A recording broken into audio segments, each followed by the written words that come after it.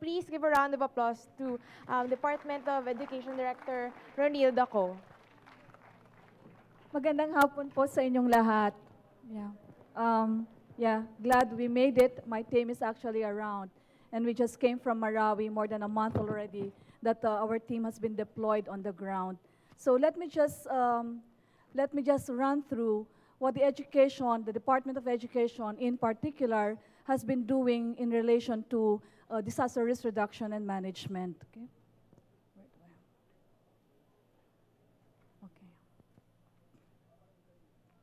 Let me underscore the vulnerability of the education sector. Kung titignan niyo po yung ating mga schools, no? We have more than 47,000 schools in the Philippines. No? Vulnerable po sila, very exposed, no? Sa natural hazards as well as human-induced hazards. Yung kikita nyo dito, more than 39,000 actually ay exposed sa various natural hazards, particularly yung tropical cyclone. Pero yan ay may kasama ding flooding, may kasamang mga earthquakes, no? At makikita nyo rin dito yung sa armed conflict. Because in a while, I'd like to underscore, many of our speakers have already spoken about natural hazards, no? Disasters arising from natural hazards. I would like to underscore the armed conflict, especially education emergencies arising from armed conflict. Ano yung pundasyon ng Department of Education sa kanyang ginagawa na disaster risk reduction and management? Okay. Tulad ng iba, no? Kami po ay nasa agenda ng presidente, no? Sa 10-point agenda rin ng aming administrasyon, ikalawa po kami doon sa 10-point agenda ng current DepEd administration. Now, of course, we have the Climate Change Act of 2009, which is RA 9729, at syempre, yung Philippine DRRM Act of 2010, yung RA 10121. Okay?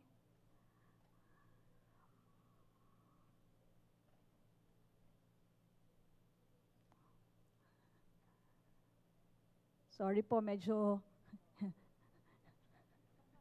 dito hindi umayos.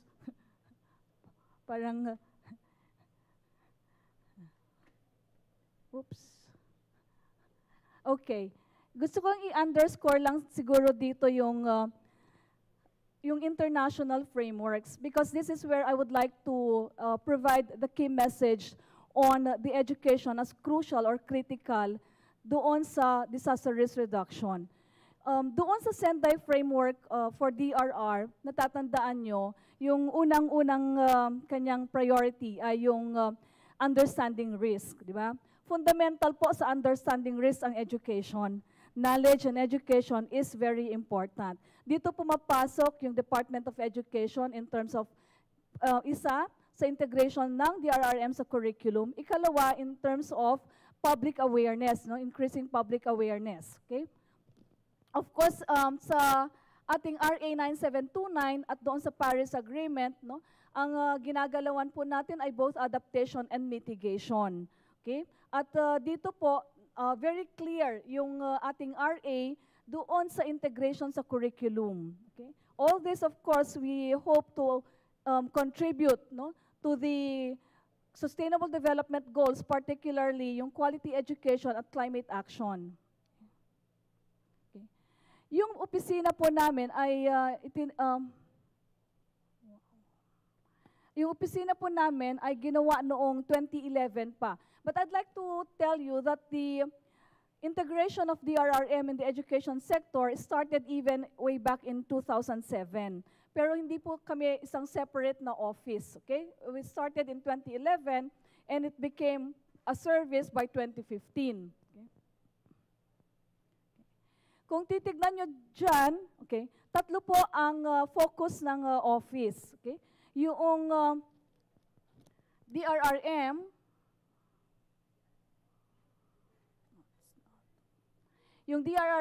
yung climate change adaptation, and yung education in emergencies. And all this in the context of natural and human-induced hazards.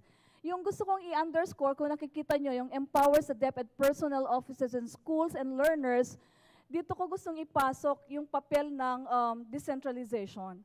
we believe that the RRM should actually be down the line decentralized, empowerment of the people down the line, down to the schools. Critical, yung sinabi na ng ibang speakers, no, critical yung community. At the heart of disaster risk reduction, whether that be response or prevention and mitigation, ay ang mga tao po. Mahalaga yon kasi marami sa atin, pag tinitignan yung DRRM, marami yung nakikita kasi yung nasalanta ka na, no? So marami yung public infrastructures ang nakikita na kailangan unahin. Pero habang ginagawa po natin yung installation or yung reconstruction, ay dyan lumalabas ang maraming issues and concerns simply because nakakaligtaan natin yung buong proseso na ang mga tao ay mahalaga doon sa involvement nila. No? Simple, one of the things I discovered, no, sitting here in government is yung sa atin na sinasabi natin coordination, lagi nating inuulit. Pero pag nakita mo siya, paano talaga siya lumalakad at nangyayari, it's very challenging. No, it's not as simple as we think it is, no? Kasi lumalapat yung dynamics, no, ng mga tao sa baba at ng mga komunidad doon sa bureaucracia ng gobyerno.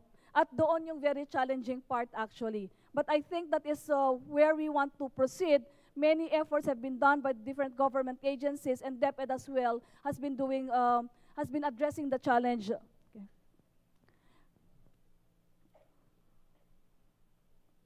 Yung nagtalaga kami ng end goal, no? At sinasabi namin, yung end goal namin ay all schools, learners, and personnel are safe and resilient to risks and impacts of disasters and emergencies arising from natural and human-induced hazards. Yung gusto kong i-underscore dito ay yung salitang resilient, no? Or yung resiliency. Okay? Kasi lagi natin pinag-usapan yung resilience. There are two things we would like to do in the current administration. Una, yung institutionalization doon sa buong sistema. So sa kasalukuyan, ano po ba yung meron? Merong opisina. Of course, institutionalization requires policies. We have policies that have backed up our work, no? And also the budget. Kasi kailangan merong kanon to really move, no? So we have that. In fact, sa regular GAA, ay meron kami sa aming opisina for that. Okay? And then establishing a package kasi hindi natin talaga maiwasan na every year meron talagang tinatamaan ng mga schools. In fact, by tomorrow night we are off to Leyte, no, to actually look at the schools, no, that were damaged by the earthquake. So yung mga ganito, kailangan malinaw yung package of interventions ng education. We would like to differentiate kasi laging, pag ito yung isang challenge namin. Kasi sa response, magkaiba po ang response ng education sector sa response ng DSWD. Di ba? Kasi sa kanila, immediately, yung food and non-food items at lahat. Sa amin po, ina-establish namin yung tinatawag na learning continuity. Yun ang mahalaga sa amin. That's why we provide temporary learning spaces, yung pag-install niyan. We also accept from partners na mayroong mga sarili ng designs on that. But we also provide yung pagpapalit ng textbooks, pagbibigay ng school supplies sa mga partners, as well as yung mga computer packages. In the case of Marawi, for instance, no, nag-establish talaga kami with partners with ARMM doon sa feeding, no, ng mga bata.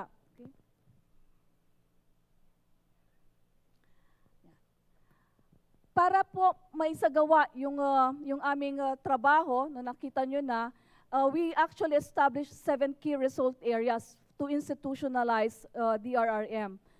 I think they're showing me I have one last minute, so I'll stop from here, but I have several slides.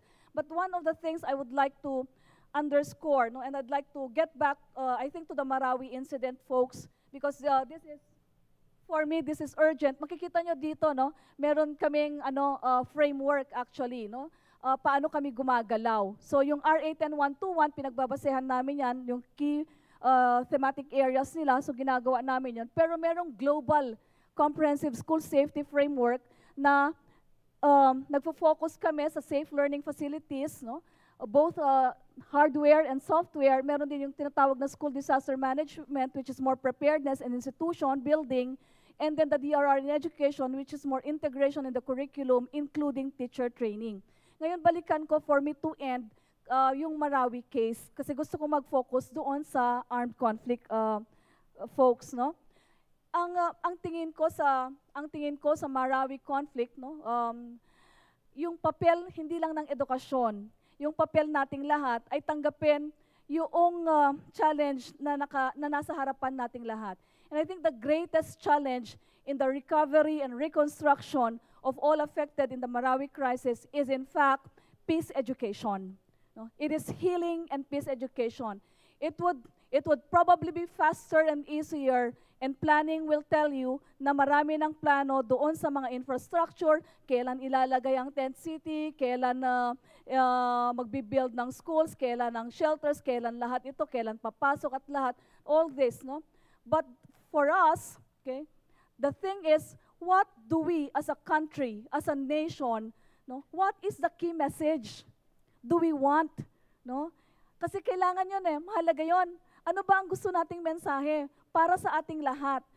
Di ba? Ano ba ang gusto nating iparating sa bawat isa sa mga pangyayaring ito? And I think crafting that message or articulating that message and having that message out loud and clear for everyone is critical for healing and for peace building in the country. So yun po, sana magawa natin sama-sama. And that can only be done if there is really true collaboration and coordination with our fellow Muslim brothers and sisters. We cannot plan the recovery and reconstruction. We have to already, right here and right now, peace building has to happen by actually collaborating already, in fact, in the recovery and reconstruction planning. Kasi kung hindi, wala hong peace building. Mahirap yun gawin kung may kanya-kanyang plano ang bawat isa. So, and of course, no, ang challenge din sa atin, we might think that the crisis belongs to our Muslim brothers. And we are actually extending support. No, it's both ways po. It is time for us, no, on the other side of the fence, time for us to actually think through what is our contribution in the peace building of the nation. In fact, what has been our contribution in the conflict of the nation. No? Kailangan po kasi lahat nagre-reflect na uupo. It's not only about them. It's also about us as Christians, as their own brothers and sisters. And that message to us, kasi pag bumabalik rin ako ng Manila, parang wala nga, at lahat. Pero mga kapatid, hindi ito usapin ng Marawi, hindi ito usapin ng Mindanao. Ito ay usapin ng bansa. Ito ay usapin ng kapayapaan.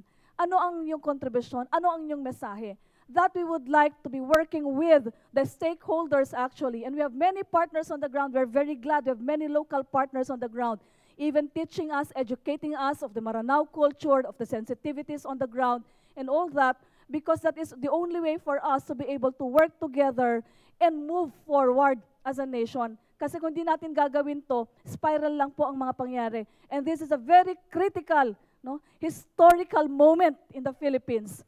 It's a very critical, historical moment for all of us, for awakening. It's time for awakening for all camps in this country. So yun po ang gusto kong ibigay na mensahe because the others have already talked about disasters in the natural hazards context. Maraming salamat po.